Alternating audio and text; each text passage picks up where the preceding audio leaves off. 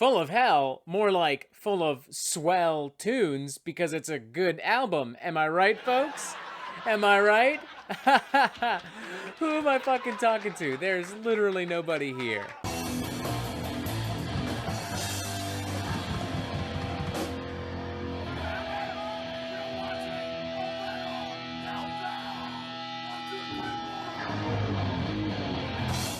Over the course of the past decade, Full of Hell have continuously established themselves as one of the most experimental and forward-thinking and expansive and sonically devastating bands, not just in power violence and grindcore, but possibly in all of extreme metal. Everything they've done is just so consistently gnarly and vicious and disgusting.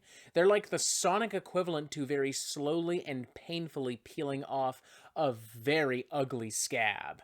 And may I add, they've released a lot of material within a remarkably small amount of time, all things considered. I mean, within the span of the past decade, they've released 4 other studio albums, a slew of standalone singles and EPs and demos, and live albums, one of which even came out earlier this year. They've collaborated with the likes of The Body and Merzbow and Code Orange and Lingua Ignota. They truly are a nightmarishly freaky and devastating and expansive force of nature. There's nobody as consistently punishing or as expansive as Full of Hell. Not as far as I can tell, at least. And that does not appear to change whatsoever on Garden of Burning Apparatus, which over the course of 20 minutes completely batters the mind with muscular, gnarly grindcore riffage, a lot of bizarre industrial noise soundscapes, some very angular rhythmic patterns and time signatures.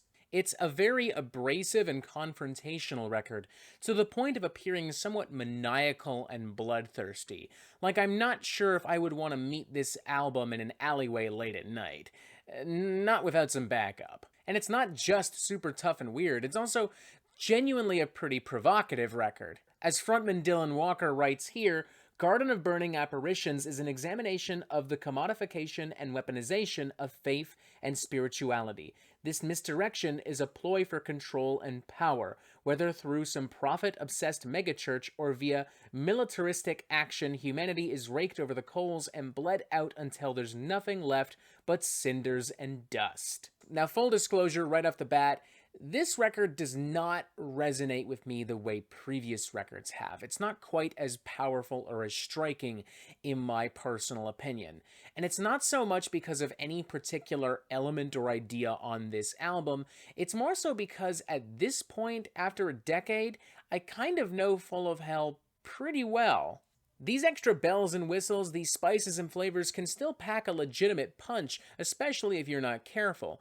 But if you've dealt with Full of Hell as often as I have for as long as I have, then you can still kind of see the punch coming and dodge just in time. But despite all of that, I want to make it very clear I thoroughly enjoyed this album still. It is filled to the brim with neck-snapping grooves and blast beats and percussive beat downs and harsh noise segments and disgusting vocals.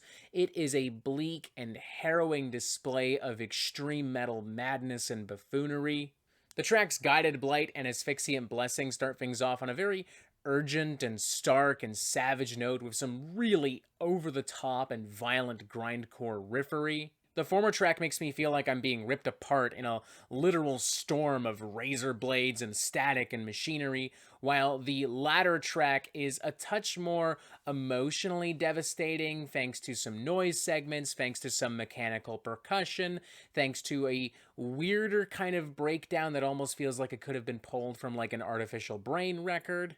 The way this track closes and then transitions into Murmuring Foul Springs with this very cold, dark, mechanical ambiance is genuinely kind of spooky, particularly as Murmuring Foul Springs contrasts this with some pretty blatant and unforgiving death grind. Shortly after this, you've got Burning Apparition, a very carnivorous track with a very tight and dynamic breakdown that makes me want to, like, destroy something. Like, the first time I heard this track, I legitimately could not sit still. I wanted to flip over the table in front of me. It was just such a badass fucking moment, one of my favorite moments on the entire album. Similarly, the breakdown in Industrial Messiah Complex is a banger, and this is also contrasted quite nicely by some very confusing, dystopian kind of avant-garde metal and noise. A lot of the vocal and guitar effects around the 25-second mark of this cut in particular are fucking dizzying. Love it. 10 out of 10 right fucking there. That is nightmare fuel. Expanding on that avant-garde influence, you've also got tracks like All Bells Ringing and Reeking Tunnels, the former of which sports some pretty frantic and dizzying guitar work that almost brings to mind like Mr. Bungle and Voivod, whereas the latter has some pretty hearty, angular guitar grooves and rhythmic patterns that to some extent bring to mind the Melvins, as Pair of Jeans pointed out, but weirdly, I was reminded of Ironworks era Dillinger Escape Plan, but I guess in this case, a lot uglier. There are also quite a few industrial and noise interludes across the record, which I'm not super into.